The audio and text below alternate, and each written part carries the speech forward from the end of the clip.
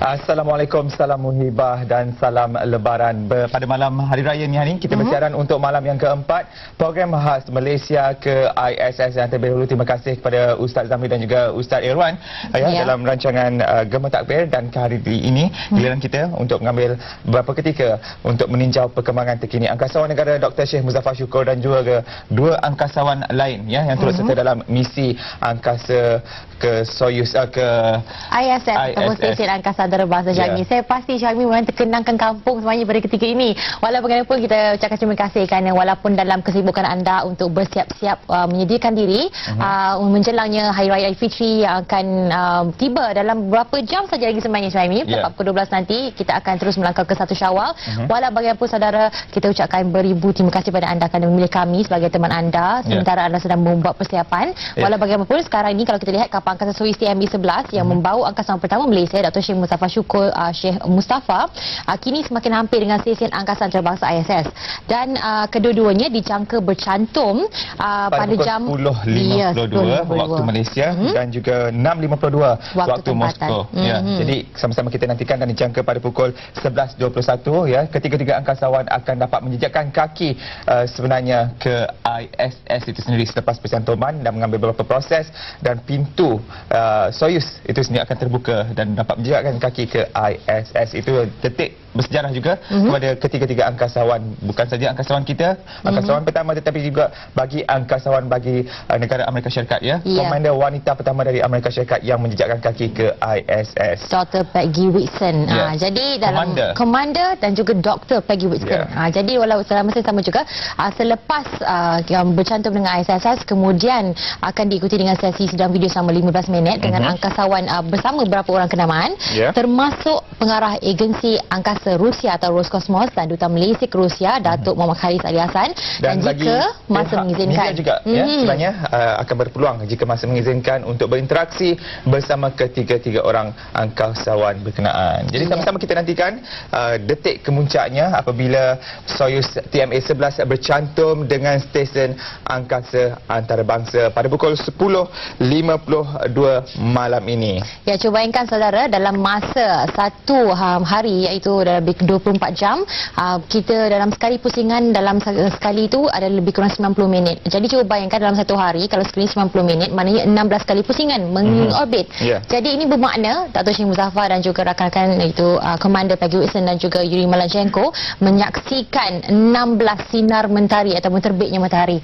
Jadi selepas berlega-lega di orbit selama 2 hari selepas pelancarannya dapat kita saksikan pada 10 hari bulan jam 7.21 malam waktu tempatan dan pada malam ini kita bakal menyaksikan satu lagi sejarah di mana Soyuz TMA-11 akan berlabuh dengan ISS. Ini satu lagi detik bersejarah dan bermulanya aktiviti ataupun kerja-kerja penyelidikan selama 10 hari di ISS oleh Dr. Syekh Muzaffar Syukur.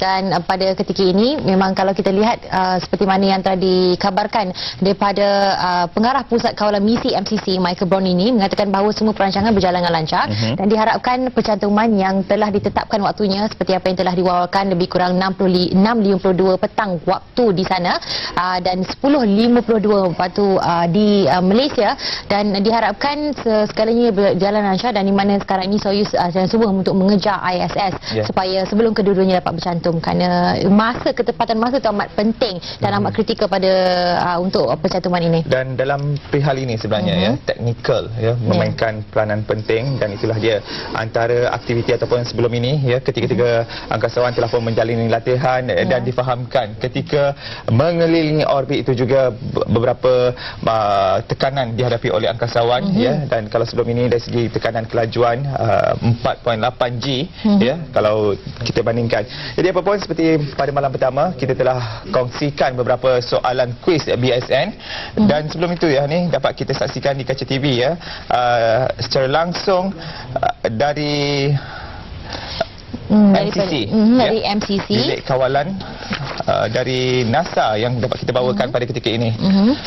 Jadi kalau kita dapat perhatikan ketika ini adalah rangka stesen angkasa antarabangsa ISS yang terletak kira-kira 330 km daripada bumi. 60 km dan lebih kurang 220 batu dari bumi. Ya, dan kalau kita dapat lihat mungkin gambarannya tidak begitu jelas, walau bagaimanapun ini adalah yang terbaik boleh kami berikan kepada anda kerana kami mendapat gambaran ini sebenarnya dari NASA sendiri, dan kita juga akan berlintas langsung ke sana insya-Allah bersama NASA untuk mendekati ataupun mendengarkan menyaksikan sendiri percantuman antara Soyuz dan juga stesen angkasa antarabangsa. Dan kita kembali kepada kuis ni di mana kita telah nyatakan pada peringkat awal lagi pada hari pertama kita bersiaran, kita telah pun memberikan kuis dan kita telah pun mempunyai 6 orang pemenang sebelum ini. Dan untuk pemenang semalam kita wawarkan sekali lagi nama pemenangnya. Yang pertama semalam ialah saudara Muhammad Faizal Muhammad Isa, kad pengenalan 900518147183. Dan pemenang yang kedua ni? Pemenang yang kedua adalah Rasidah Abdul Ghaffar, nombor IC-nya 910505685010. Jadi kita ucapkan tahniah kepada dua pemenang kita pada malam tadi, dan kami mencari dua lagi pemenang untuk malam ini untuk menjawab dua soalan yang kami berikan dan kami kongsikan bersama anda semua untuk memenangi sijil simpanan premium BSN sebanyak RM200. Jadi apa kata kita saksikan soalan kuis untuk hari ini.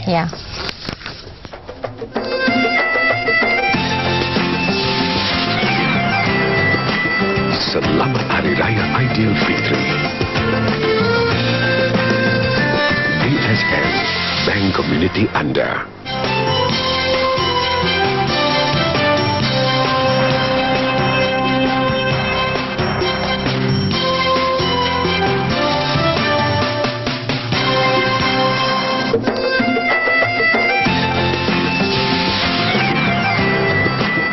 Selamat Hari Raya Aidilfitri. Baik saudara, soalannya Hani akan ulangi sekali lagi, berapakah jarak stesen angkasa antarabangsa dari permukaan bumi? Sebentar tadi kami telah sebutkan, jadi kalau anda boleh ingatkan, anda boleh menjawab soalan ini. Jadi terus dial 03-2282-8578 atau 03-2282-8579 dan berikan jawapan yang paling tepat, dan kami akan berikan sijil simpanan premium BSN sebanyak RM200. Jadi dalam rancangan ini juga kita memberi peluang kepada saudara untuk menghantarkan ucapan tahniah kepada angkasawan. Jadi apa kata kita saksikan terlebih dahulu slide ini. Itu dia saudara, ucapan khas misi angkasawan. Jadi untuk menghantar ucapan anda, sila letakkan UC, jarak, nama, lokasi dan ucapan anda dan hantarkan ke 32776. Terima kasih Syuhaimi. 32776. Jadi itu nombornya, anda boleh hantar ke ucapan anda. Dan kita juga meminta anda mungkin boleh mendial kita, bukan sekadar untuk memberi jawapan kepada soalan kuis kita tadi, tapi juga untuk berinteraksi dengan kita. Mungkin anda ada ucapan secara langsung, ucapan tahniah kepada angkasawan negara kita yang pertama, iaitu Dr. Syekh Muzaffar Syukur Syekh Mustafa. Kita akan buka talian sebentar saja nanti, 0322828578 atau 8579. Nah, pada ketika ini saudara, kita saksikan inilah keadaannya di sana. Dan dapat kelihatan sebenarnya mungkin di hujung sana adalah Soyuz TMA-11 dan di sebelah hujung ni sayap ini adalah sayap daripada stesen ISS. Dan kelihatan bumi pada ketika ini Hani. Jadi kalau dapat dilihat sekarang ini, gambar datang menunjukkan fokus ataupun zoom kepada Soyuz TMA. Di situlah di mana Dr. Syekh Muzaffar Syukur bersama Peggy Whitson, Komander Peggy Whitson dan juga Yuri Malachenko, jurutera penerbangan, bertiga dalam tempat yang begitu kecil dan sempit, tetapi walau bagaimanapun keselesaan tetap terjaga kerana kerusi yang telah diukur dan diubah mengikut kesesuaian badan.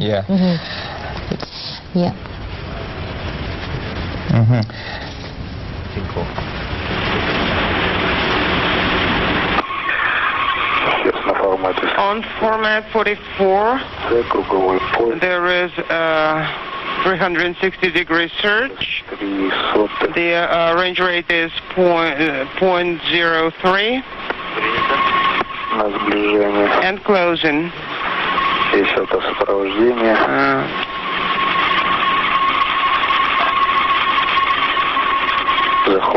Lock on. 15100. Itu dia itu dia gambaran ataupun visual terkini yang kita bawakan dari bilik kawalan NASA dan itulah gambaran apabila seketika nanti Soyuz TMA-11 akan bercantum dengan stesen angkasa antarabangsa. Jadi itu dari semasa ke semasa akan kita kongsikan dan bagaimana proses pencantuman itu berlaku juga akan kita bawakan kepada saudara secara langsung di dalam rancangan khas program Malaysia Ke ISS. Jadi dalam pada itu juga Hani ingin kita kongsikan di sini antara beberapa email yang telah pun kita terima, email ucapan tahniah kepada angkasawan kita. Antaranya ialah dari Sarimah Atan, ya, tahniah kepada Dr. Syekh Muzaffar Syukur kerana dipilih menjadi angkasawan Malaysia, sejarah untuk Malaysia, gemilang Malaysia dan semoga angkasawan akan pulang dengan selamat insya-Allah.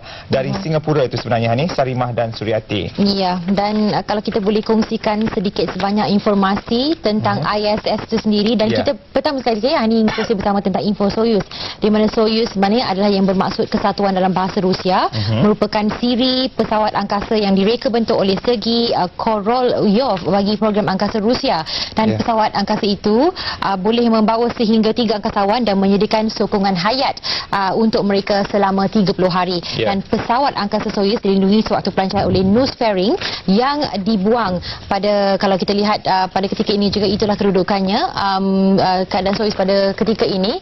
Dan kalau kita dapat saksikan begitu Hani sendiri pada ketika ini, kita berdua dan saya pasti rakyat Malaysia keseluruhannya dapat menyaksikan secara langsung gambaran Soyuz TMA-11 melingkari ataupun mengelilingi orbit untuk bercantum dengan stesen angkasa antarabangsa.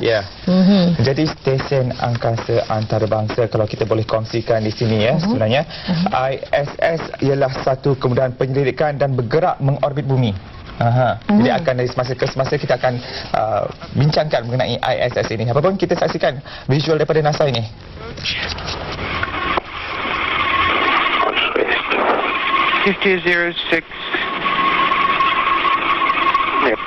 Delta V.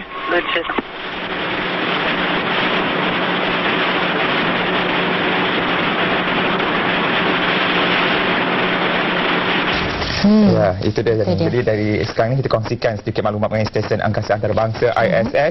ISS ialah satu kemudahan penyelidikan dan bergerak mengelilingi orbit bumi dan ia boleh dilihat dengan mata kasar dari bumi pada altitud 319.6 km hingga 346.9 km di atas permukaan bumi. Dan ISS bergerak dengan kelajuan purata 27,744 km ataupun 17,240 batu sejam, iaitu sebanyak 15.7 kali orbit sehari. Itu mana maklumat yang dikongsikan oleh Hani sebentar tadi. Ya, dan ia ada berada dalam keadaan satu tahap orbit yang biasanya dikenali sebagai orbit rendah bumi dan ianya adalah satu program bersama 5 agensi angkasa, di mana kalau kita lihat pada ketika ini stesen angkasa antarabangsa adalah satu program bersama 5 agensi angkasa yang boleh kita kongsikan sini adalah seperti pentadbiran aeronautik dan juga angkasa kebangsaan NASA Amerika Syarikat, agensi angkasa persekutuan Rusia Roskosmos persekutuan Rusia, agensi penjelajahan angkasa Jepun JAXA atau Jepun, agensi angkasa Kanada CSA Kanada dan juga agensi angkasa Eropah ESA Eropah yang terdiri daripada 11 negara. Dan pembinaan ISS ini sebenarnya bermula pada November 1998 dengan pelancaran bahagian pertama Zarya yang membekalkan tenaga elektrik, penstoran, pendorongan dan panduan kepada ISS semasa tahap awal pemasangan. Jadi cukup banyak sebenarnya maklumat dan bagi mereka yang ingin mendapatkan maklumat berlanjut sebenarnya boleh melayari internet banyak maklumat yang diberikan mengenai ISS ini. Dan kalau dari segi statistik yang kita boleh kongsikan di sini pula ialah jisim sebenar stesen angkasa antarabangsa ini ialah 232,693 kilogram dengan panjangnya 58.2 meter atau 191 kaki. Dan lebarnya pula ni 44.5 meter atau 146 kaki atau memanjang ke arah matahari. Jadi isi padu dalamnya 424.75 meter padu. Ya. Oh, banyak sebenarnya informasi yang boleh kita kongsikan di sini dan kalau kita lihat juga tekanan atmosfera pada ketika itu lebih kurang 101.3 kPa dan juga perigi kedudukan terdekat dengan bumi lebih kurang 319.6 km, lebih kurang 172.6 nmi dan apogee pada kedudukan yang paling tinggi. Dan jadi sekarang kita sedang menanti detik-detik pencantuman antara Soyuz TMA-11 dan juga stesen angkasa antarabangsa yang lebih kurang ada 10 minit saja lagi. Lebih kurang 10 minit lagi dan dijangka pada pukul 10.52 dan kalau kita boleh kongsikan di sini keadaan selepas 24 jam pelancaran di mana selepas 24 jam pelancarannya Dr. Syekh Muzaffar dan dua lagi kru bersama dilaporkan dalam keadaan baik dan mereka sentiasa menghubungi pusat kawalan misi Rusia MCC di Moskow setiap kali melintasi Moskow untuk menyampaikan maklumat terkini kedudukan tempat pesawat dan pemberian maklumat ini sebenarnya ada amat penting bagi membolehkan MCC terus mengesan mereka termasuk lintasan seterusnya melalui ruang angkasa Moskow dan mereka hanya mempunyai masa 10 hingga 15 minit saja untuk melakukan demikian, memberi maklumat kemas kini kepada MCC dan maklumat tersebut termasuklah apa jua yang mereka lihat termasuk bintang, bulan, malah ISS yang mudah dilihat bila pesawat itu melakukan pusingan orbit mengelilingi bumi. Dan di sini sebenarnya juga terdapat kekeliruan bagi kita juga sebenarnya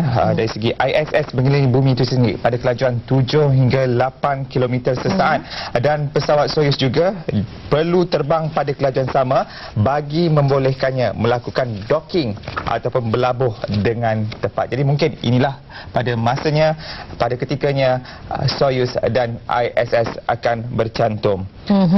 Dan kalau kita boleh kongsikan juga di mana antara perubahan-perubahan fisiologi 18 jam pertama berlepas ke angkasa, Dr. Syekh akan mengalami saat-saat genting bagi tempoh 18 jam pertama selepas berlepas ke angkasa kerana akan mengalami perubahan fisiologi iaitu peredaran darahnya tidak akan sama kerana berada dalam suasana mikro ataupun mikrograviti. Beliau mungkin mengalami rasa loya tapi walau bagaimanapun Dr. Syekh diyakini mampu mengatasi kerana beliau telah dilatih melakukan demikian tanpa perlu mengambil ubat Syuaimi.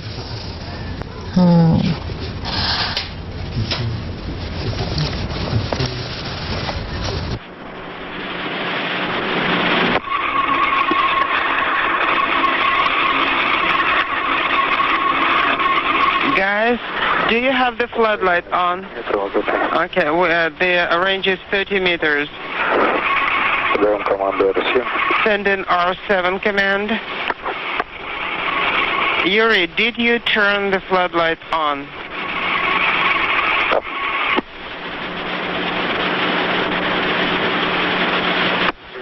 Агата, продублируйте.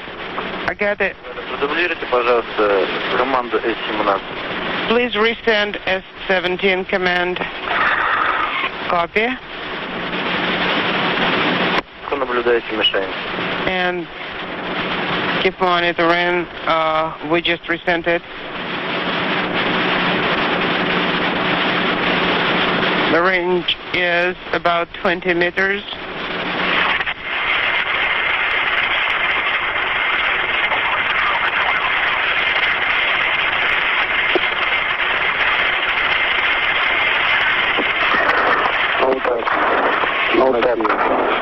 But still in the dark. Very poor visibility. All done. Okay, now we are beginning to see the crossbars.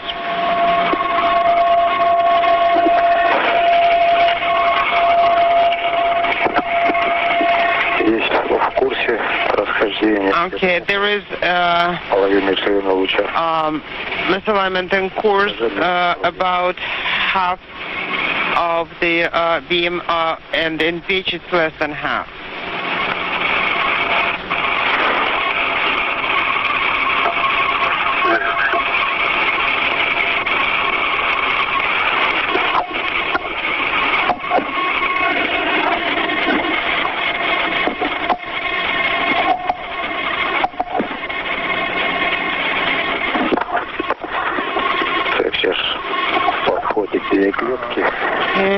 We are approaching.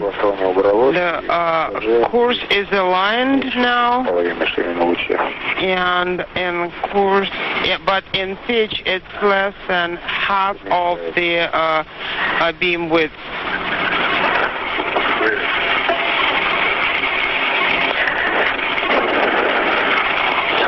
Now crosshair is approaching to the center of Ska. The crosshairs are aligned. The range is about 0.15, 0.16.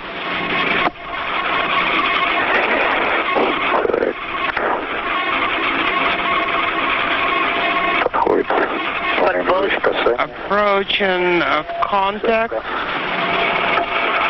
Capture.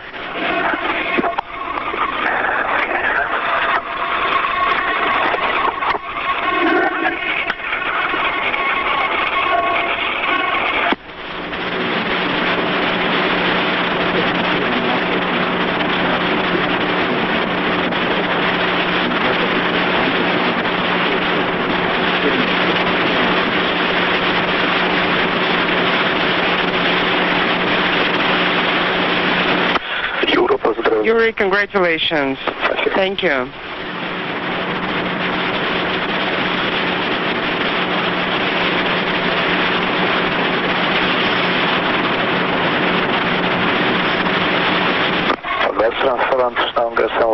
Okay, the rod is extended.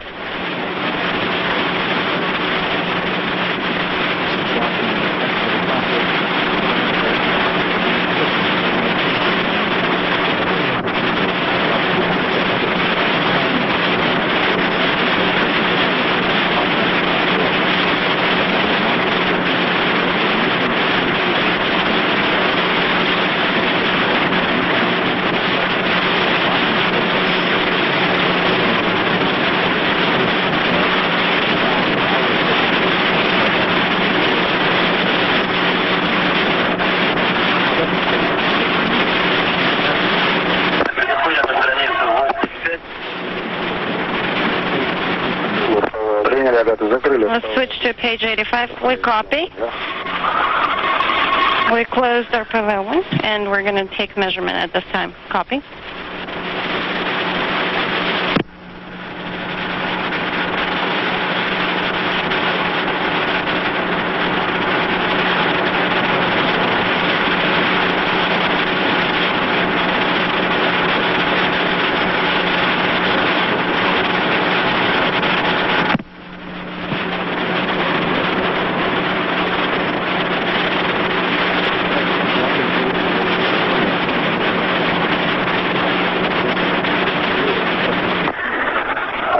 We got the first measurement at 1752, 784 in ISSA, BOA 784, 858 in the instrumentation and propulsion compartment.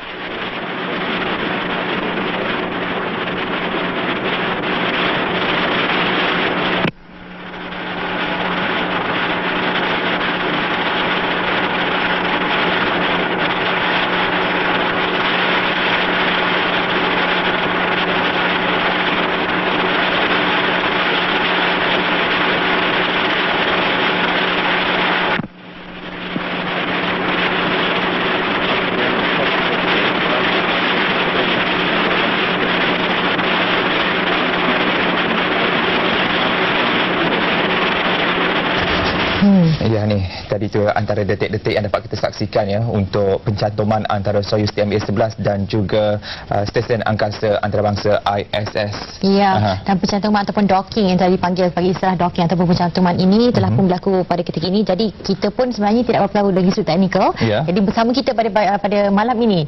Kita mengundang sekali lagi ni Tuan Haji yang berbagi, Tuan Haji Nurhizan Hamzah, Pengurus Besar Kanan Ketua Pegawai Teknikal Nautik Teknologi Malaysia. Assalamualaikum Tuan Haji. Selamat datang sekali lagi ke program Malaysia Ke ISS pada malam ini. Dari jauh datang ni Tuan Haji. Ya, Apa selamat Hari Raya terlebih dahulu.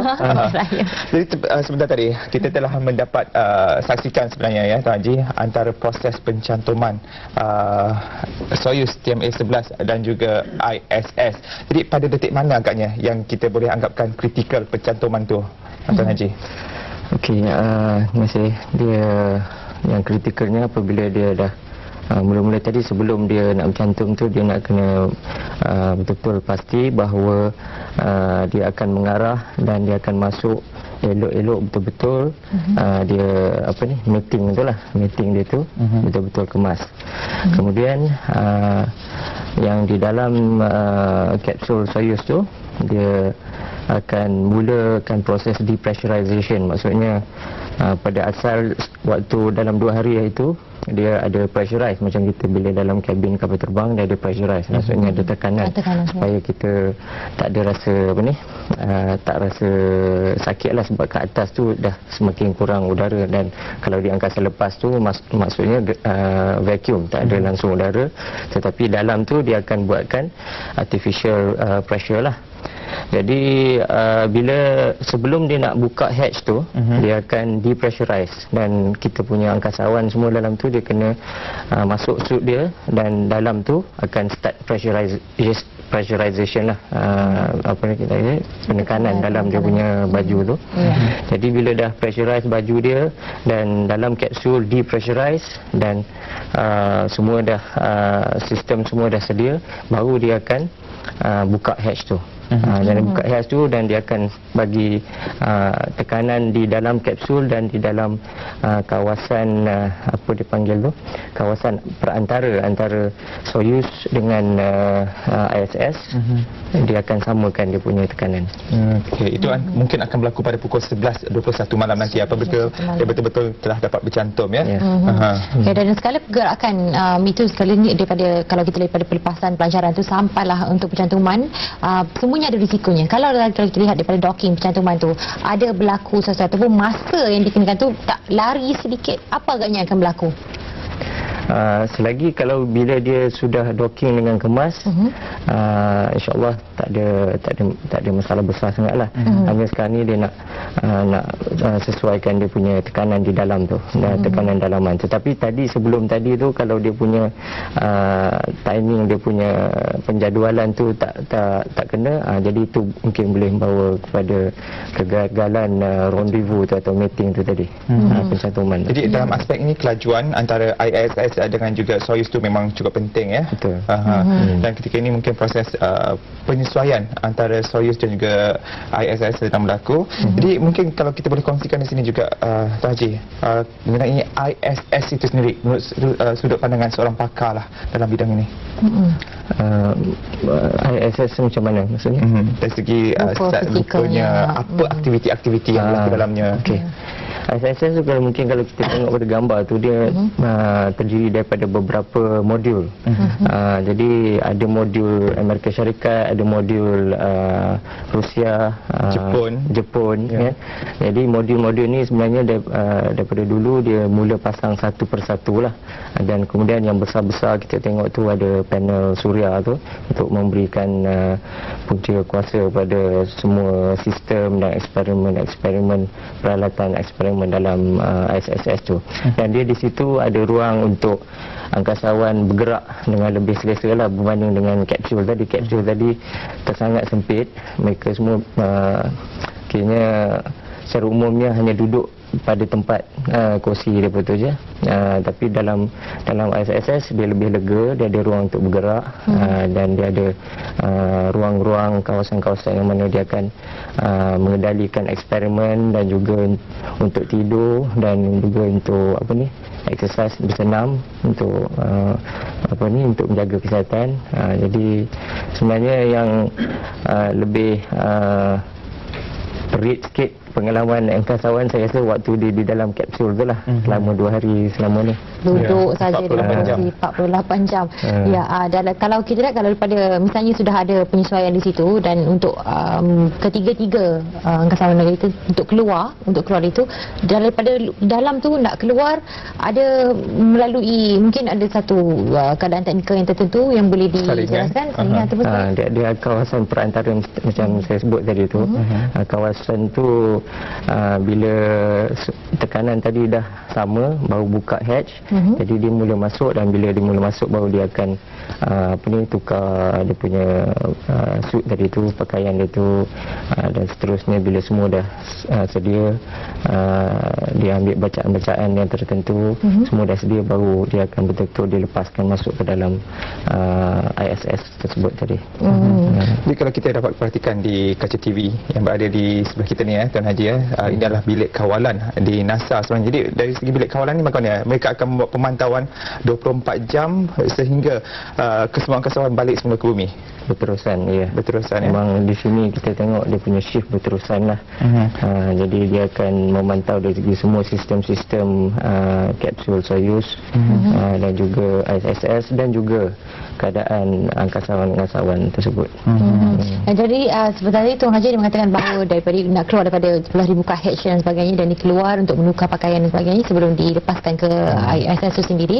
Pada waktu tersebut memang sudah terapung ataupun gambarannya begitu, ataupun selepas ke ISS baru mereka akan terapung. Keadaannya bagaimana? Keadaannya terapung terus daripada kapsul itu, sebab waktu dalam kapsul tu dia ada dia punya strap, dia punya tali tidak bergerak, semua supaya dia tidak terapung-apung.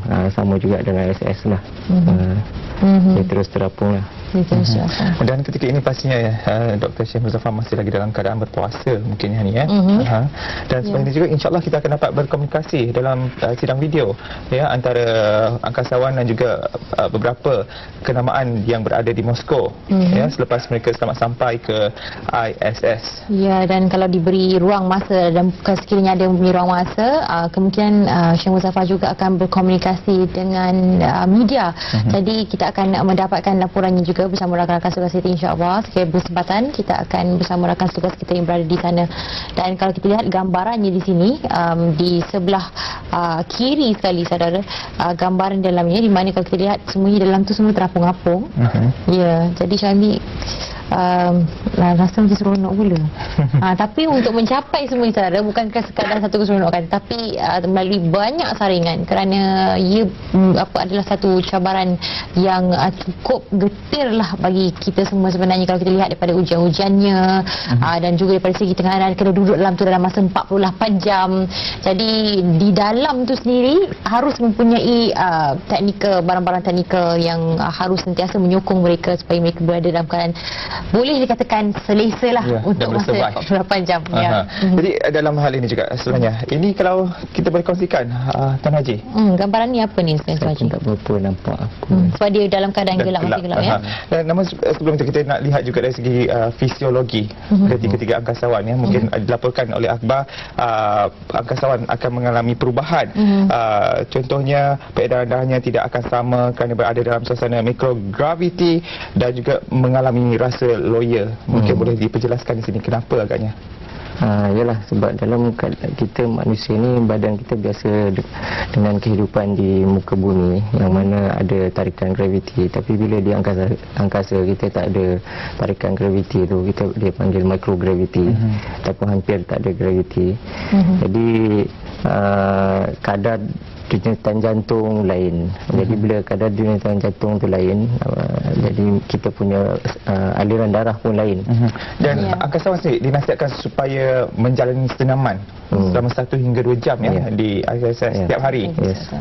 Dan sebab kita punya tulang-tulang pun akan mengalami keadaan berbeza, sebab dia dah tidak menjadi suatu struktur yang perlu menahan bebanan tarikan graviti. Jadi itu sebab kalau seseorang manusia duduk di angkasa lepas sampai berbulan-bulan terlalu lama, dia akan dapati bahawa tulang-tulang dia semakin macam mereput lah, macam dia kalsium content tu sudah semakin kurang. Gambaran ni Tuan Haji, apa ini sebenarnya? Saya pun kurang pasti. Ini hatch dia ke apa? Mungkin hatch dia.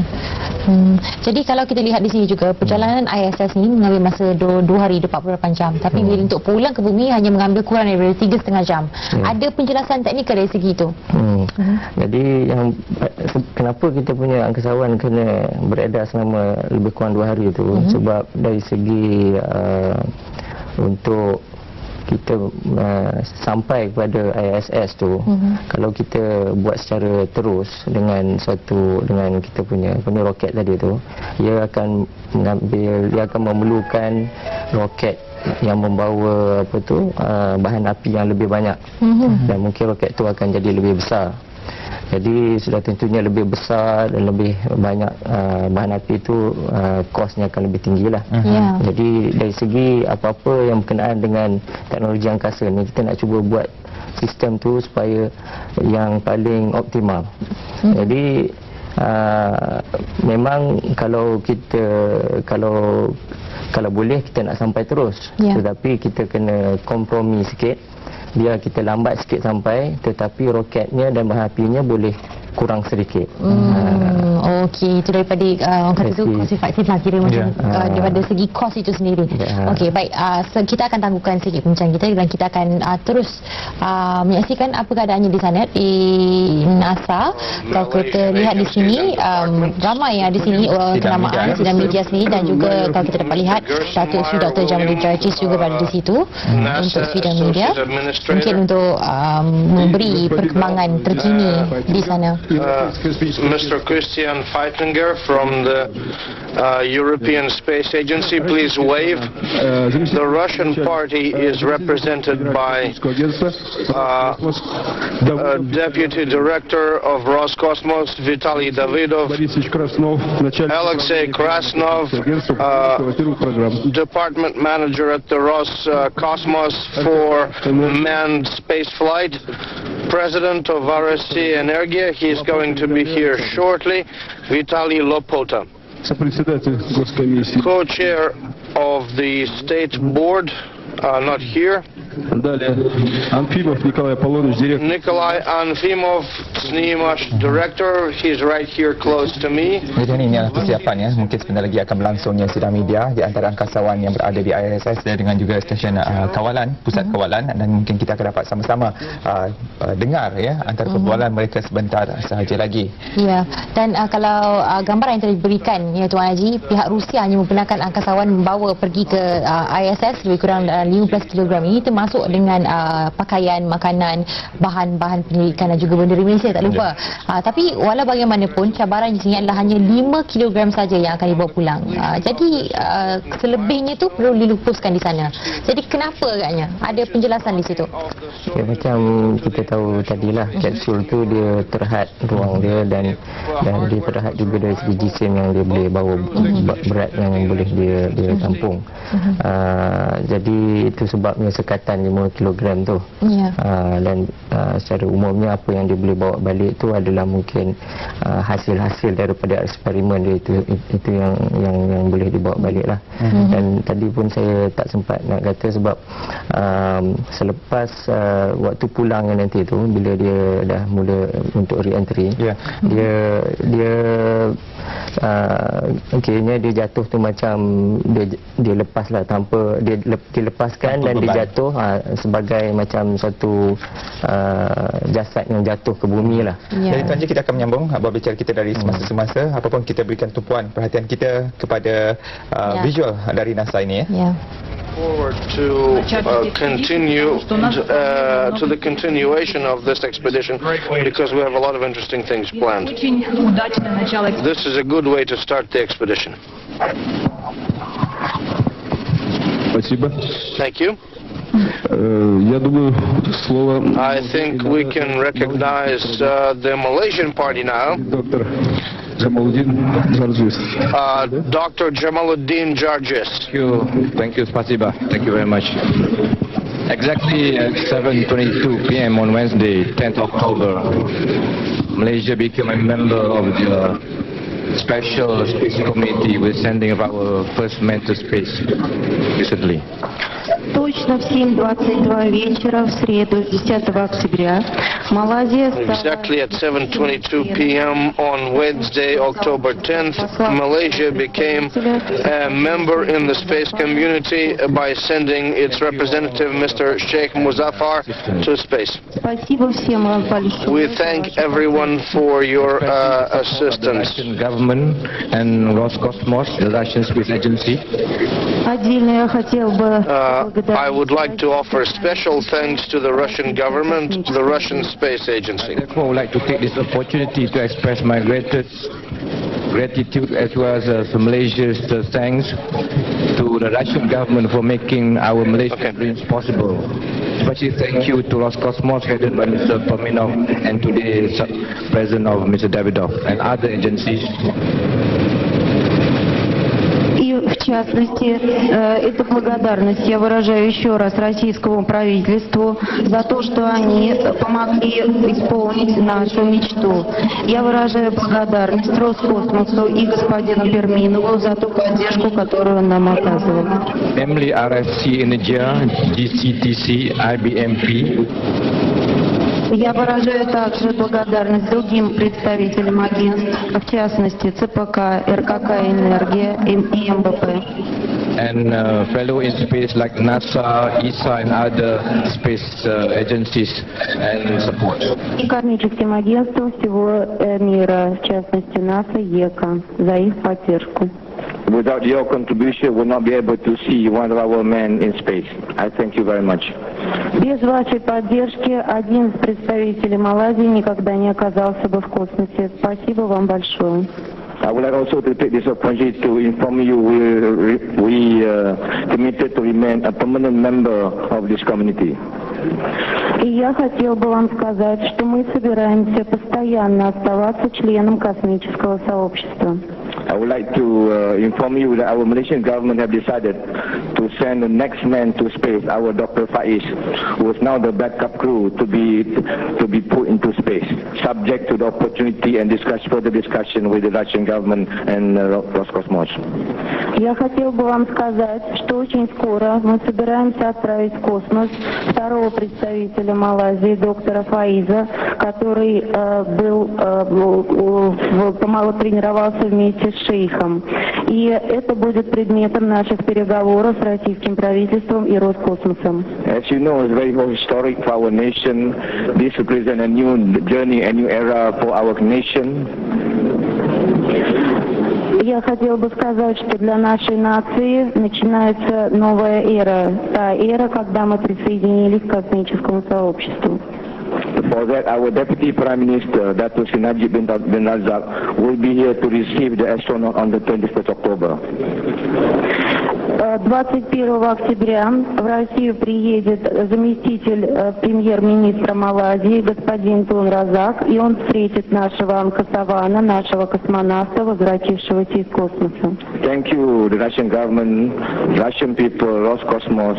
Thank you, everybody, for making this dream of the nation Malaysia to be possible. I thank you. Еще раз спасибо российскому правительству, Роскосмосу, всему российскому народу за то, что они помогли нам выполнить нашу мечту. Еще раз спасибо. Слово имеет Виталий Александрович Лапота, президент РКК «Энергия».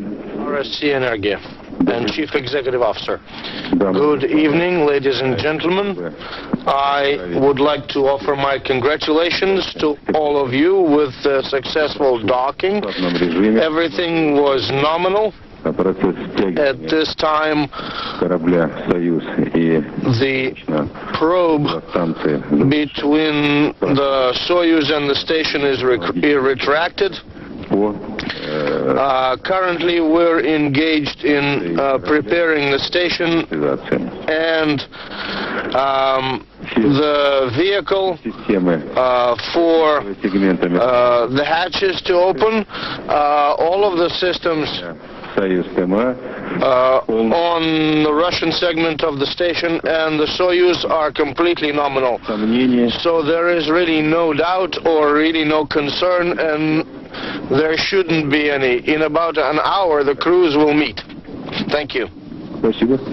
Thank you.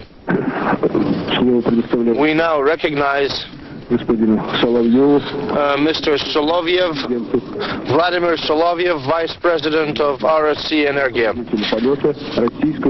and Flight Director for the Russian segment of the International Space Station. Frankly, I do not have anything to add. I can just state unequivocally that the 3 days of flight, the launch day, flight day 2, and dock day, the systems have been working nominally. The crews were doing their job. All of the milestones were completed on the first attempt and without issue, and at 2015 We're going to open transfer hatches, following which we're going to join the volumes of the Soyuz and the International Space Station, and we are going to be able to see the 6 members of the crew together. Thank you. Unfortunately, I failed to introduce Boris Matsulev, who is Deputy Mission Control Director. Do we have any other people that would like to speak? Please, members of the media, please go ahead with your questions. We would like to find out what the crew is doing and how they're feeling and how he managed to perform his religious obligations while flying in the cramped Soyuz, and whether he was able to. We will see the way he's feeling in about an hour, and at least while preparing for launch at Baikonur, he was the happiest of the crew, and he was always smiling and noticeable for it, and he looked relaxed compared to our professionals that looked too concentrated, too focused, and were a little more nervous than he was. The way he was able to observe his religious beliefs, I don't think that this is something that we should comment on, because this is a very personal thing. We have different faiths, and everyone has observances and ways to observe. So I would like to ask you in advance not to bring to the fore the faith of this or that crew member, because we have a person that is not a professional cosmonaut, but is planning to perform a lot of things on board. Let's concentrate and focus on that. Thank you. Elena Gudkova, ITAR TASS. I would like to congratulate everyone on a wonderful docking and another success of our space industry and the Gagarin Training Center that trains such wonderful crews. I have 2 questions for Alexei Krasnov.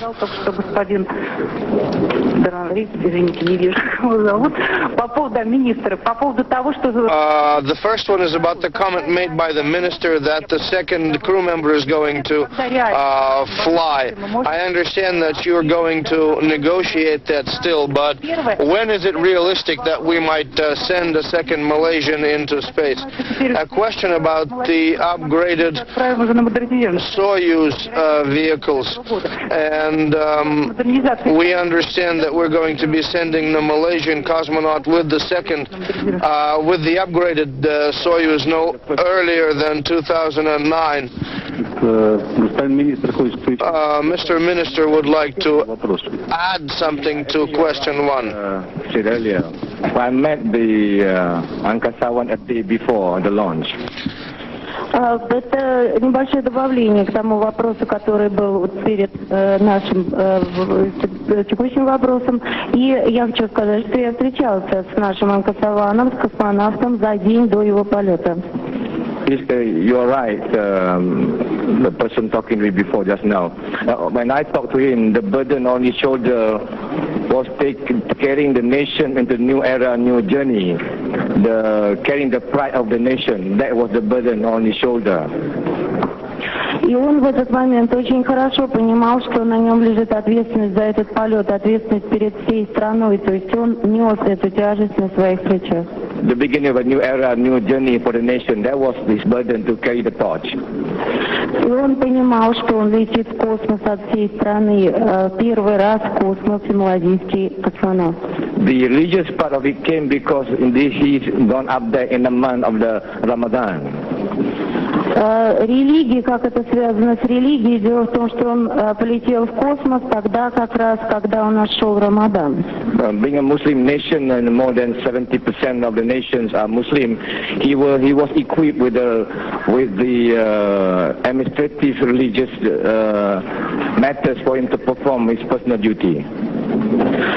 И будучи представителем нашей нации, а у нас 70% мусульман, он, конечно, хотел выдержать пост, конечно, хотел выполнить свои обязанности. So his first duty is to contribute as one of the astronauts in that Soyuz. Но первой его обязанностью было вложить что-то от себя, будучи членом экипажа на этом союзе. To make the mission safe and complete. Закончить свою миссию успешно. As to the second question, this only today I filed the Malaysian request to the Roscosmos.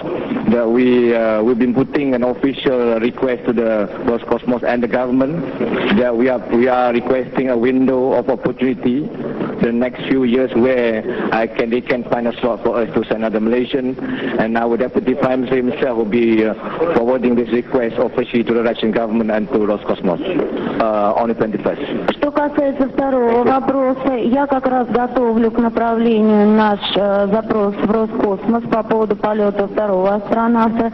Мы будем разговаривать о том, чтобы второй онкосалан полетел в ближайшие годы, и вопрос этот будет обсуждаться, и необходимый запрос будет передан заместителем премьер-министра. Thank you, Mr. Minister, because as far as I am concerned, this statement was a surprise, a pleasant surprise, no question there, and I think that we need to get together with our U.S. colleagues, Bill, such as yourself, think about deploying the rest of ISS, because our space house is becoming too small for the countries that are participating in this international project. In addition to Malaysia, there are many people that would like to fly, and there are so many people that would like to fly that we cannot even answer the question when we can send them into space. So right now we cannot answer the questions regarding possible opportunities for members of other nations. Now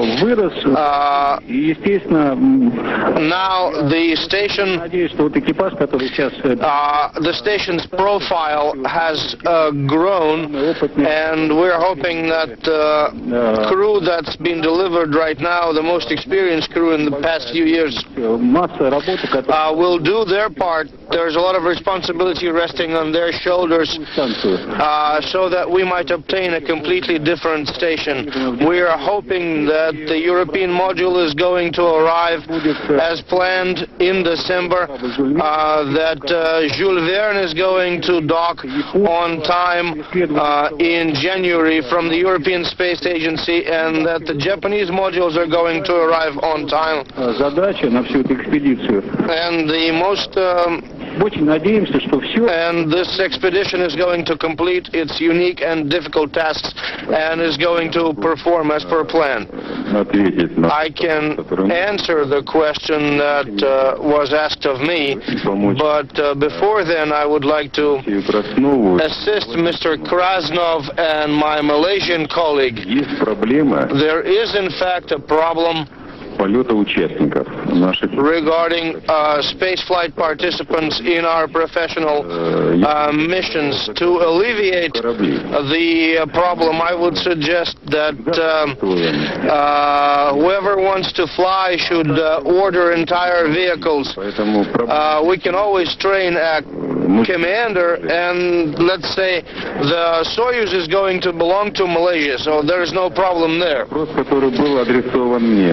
As far as the question that I was asked,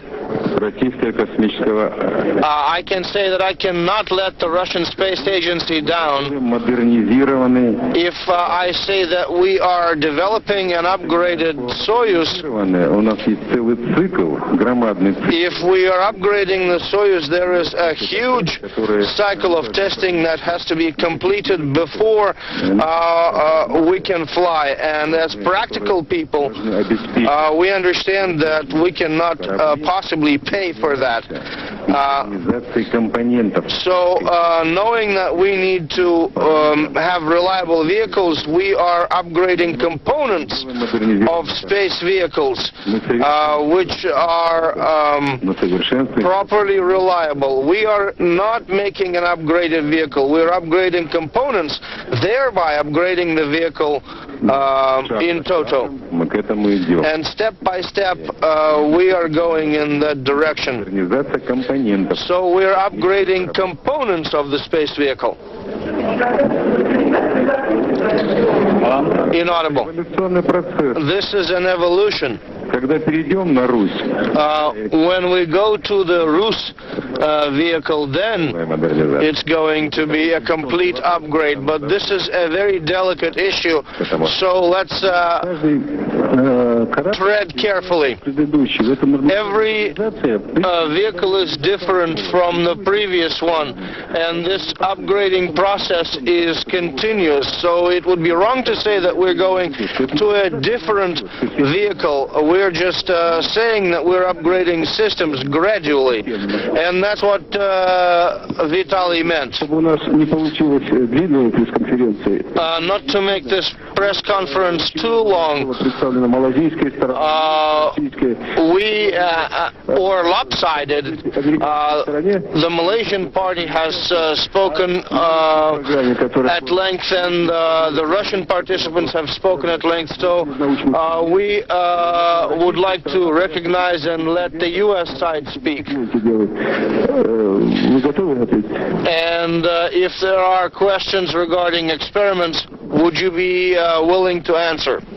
Would you be ready to answer? Again, I think it's Alexei said earlier that the real focus of the first part of this expedition is really assembly of the space station and bringing on board the international partner modules. Ну, опять же, как говорил Алексей Борисович, внимание в этой экспедиции мы фокусируем на прибытии новых модулей и на сборке станции. The next shuttle flight will bring up a connecting module called a node. Следующий полет шаттла доставит на орбиту связующий модуль, который мы называем нод. And that node has to be attached to a non-permanent location or a temporary location. Этот нод необходимо будет пристыковать к временному узлу. Then the expedition crew will go outside and do 2 EVAs to connect some hardware, and then that node will be moved to its final location where the space shuttle normally docks.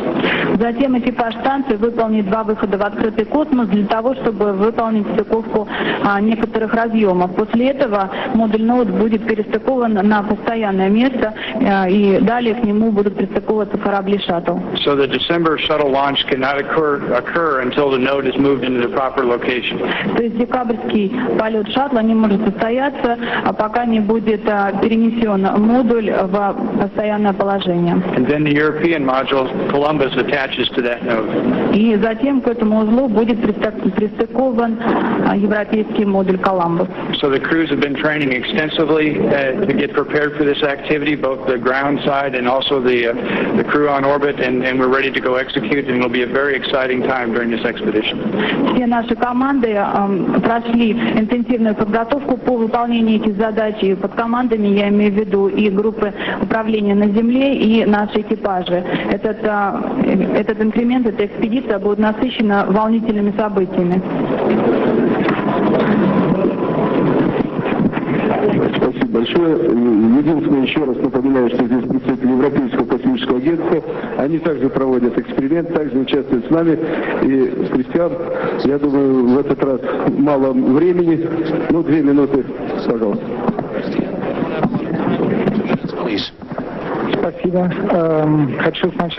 Thank you. I would like to congratulate everyone on a successful docking, and this expedition really is very important for all of the partners in the station program, especially the European Space Agency. We run some research using our Malaysian colleague who is going to perform research from our program.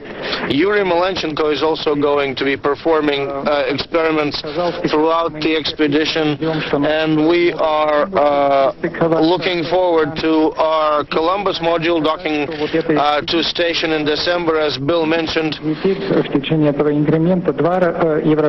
And there will be 2 European crew members throughout this expedition. Paolo Nespoli, for one, that is going to come up on the next orbiter, and then Leopold Ehart, that is going to join the crew with the Columbus module. And starting next year, we're hoping and looking forward to a successful launch of our first ATV vehicle. So you see that this is a very busy increment, especially the European Space Agency has an important part to play. And we would like to wish this crew health